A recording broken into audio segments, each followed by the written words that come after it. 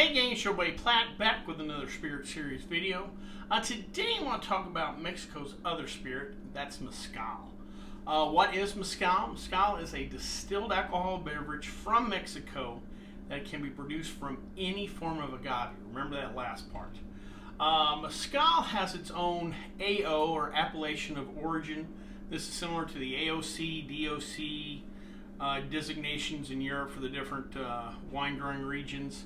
It also has its own GI, geographic indication. That lets you know which state in Mexico it was produced, whether it's Oaxaca, Durango, Guerrero, what have you.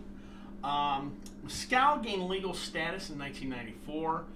Tequila had it for a while as their way of kind of keeping up with their big brother. Also allowed them to protect their name overseas. Probably the best way to talk about Mezcal is to kind of compare and contrast it to tequila. Tequila is actually a mezcal. We said that mezcal can be from any type of agave. Well, tequila is from the blue agave, so it's a mezcal. But not all mezcals are tequila. This is similar to the brandy cognac thing, where cognac's brandy, but not all brandy's cognac. Both of these spirits, of course, are agave based. They're also based in the old, ancient drink of pulque, which is an agave wine, or a wine produced from the agave nectar. Both are double distilled, and both are, again, their names are protected under law as far as for labeling purposes. Tequila can be made in 5 different states in Mexico. Mezcal can be made in 9 different states. There's 3 states where it overlaps: Guanajuato, Tamaulipas, and Michoacan. The producers in those states have to pick one. They can't produce both, so you won't see overlap. Even though the states do overlap, you won't see producers overlap. So, Bob's Tequila in Guanajuato will not make Bob's Mezcal too. Like I said, tequila comes from the blue agave, or agave Weber plant. That's the only agave that goes into tequila. Mezcal can come from any type of agave. I believe there's up to 200 types of agave that are out there, but roughly about 30 or so are the major ones used in the production of mezcal. And it doesn't have to be just one type of agave in a mezcal. There can be multiple agaves in a mezcal. They also will use something called silvestre, or wild agave. They will literally go out to the desert area and just pick agave that naturally grows out there to use in the production. Think of it as like going out in the woods, finding wild grapevines, and picking those to produce wine. The big difference, and what really makes a difference in the flavor of tequila, or tequila and mezcal, is that tequila, the agave is harvested, brought in, and cooked in big above ground autoclave ovens that generally steam the agave. Where mezcal, they will take that agave that's harvested, they dig a big pit, they start a fire, they put local volcanic rock in there, heat those rocks up as hot as they can, then they add the agave on top, they'll pack it on top, then they'll pack it with the pulp from the agave from the previous run, and then bury all that in dirt and let that sit for 24 plus hours. And all that dirt holds in the smoke, so the smokiness really, that smoke penetrates that agave, and that smokiness really comes out in mezcal, where you just don't get that in tequila. Tequila, because it's become so popular, so big, that it's produced in more of kind of an industrialized setting. They still use pot stills for a large part of tequila production, but column stills have come in. These are large stills, like I said, kind of industrialized. Mezcal is still kind of more handcrafted. They'll use smaller copper pot stills. They even use clay stills, or stills that are shaped in a clay pot. Mezcal's a mom and pop kind of spirit. You'll go to some of the villages and there may be 10, 15 different producers in that village, mom and pops that are just making 2 or 3 large, batches a year, what have you. Like I said, they're using clay pots. You're not going to get 1,000-gallon clay pot still or anything that big. These are, like I said, smaller producers that do things in a more traditional way.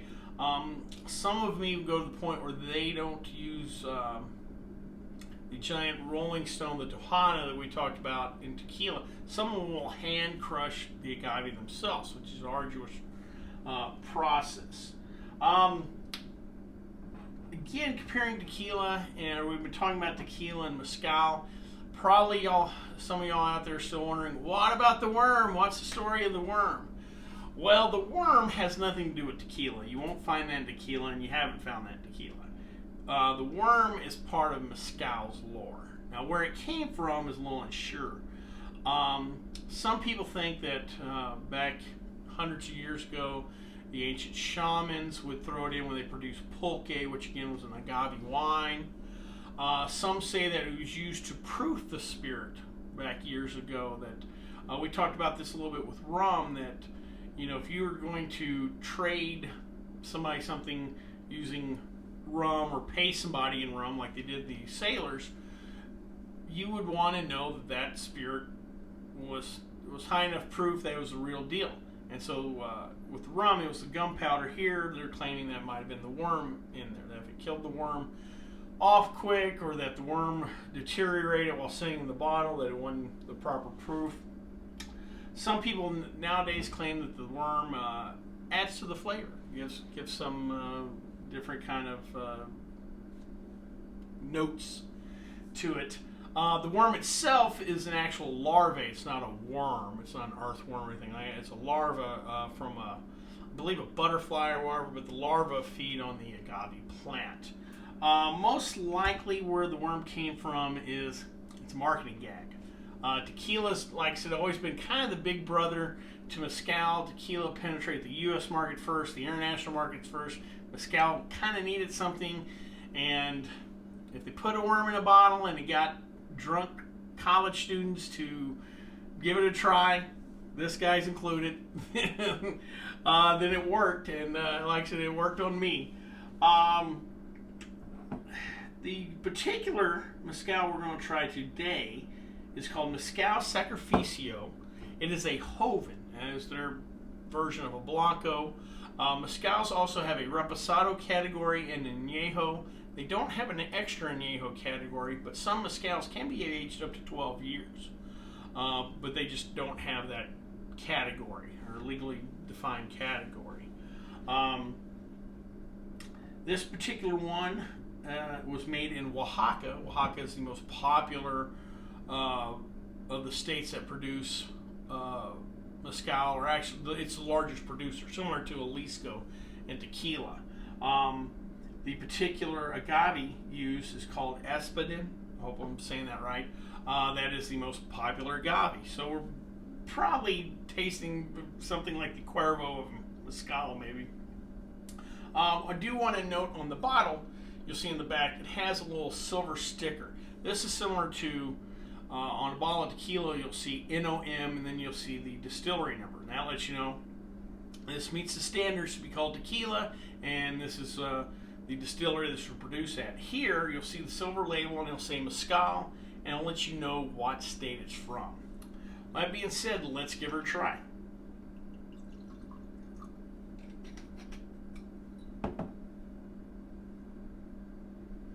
Alright, I get a little bit of smoke. It's not harsh, but it is there. It does smell potent. It's only 80 proof. I know that's no higher spirit wise, but it does have a kind of a potency on it. It's not a burn, but a potency. Let's give her a try.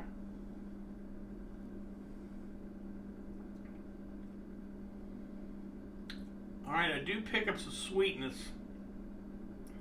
But now the longer it stays in my mouth, the smoke's really starting to come through.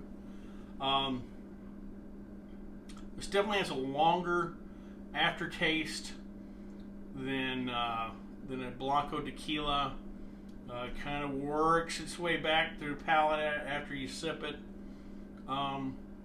Hitting me more middle tongue. Like I said, there's some sweetness up front, but that this mezcal is working its way back right down the middle of my tongue, not hitting the sides with sourness or salt or your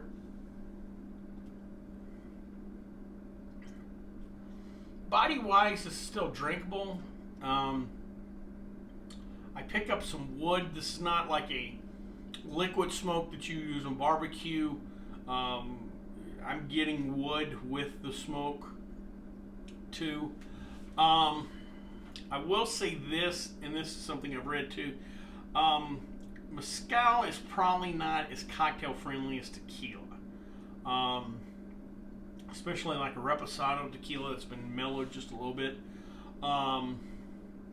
Just the smoke, I just think in a lot of drinks that smoke's just going to come out too much, kind of make it tough to work with a lot of drinks. Mezcal's generally drink neat. I do know there is some cocktail or mixologists out there that are kind of pushing mezcal in cocktails, and they're kind of using it more in a whiskey kind of sense, in a kind of Scotch kind of sense. You might see a Manhattan. I think there's some old fashions out there where you have maybe enough sugar to balance out the smoke. But overall, it's not bad. This is something I wouldn't give someone new to spirits or new to drinking in general. Or this is for someone who likes a little more bite in their alcohol. Well, I hope you like this video. And if you do, please subscribe down below. Also, please like the video because it lets YouTube know we're putting out good content. If you have any questions, comments, concerns, please leave them in the comment section. Or you can always contact me on the Twitter page. Till next time, bottoms up.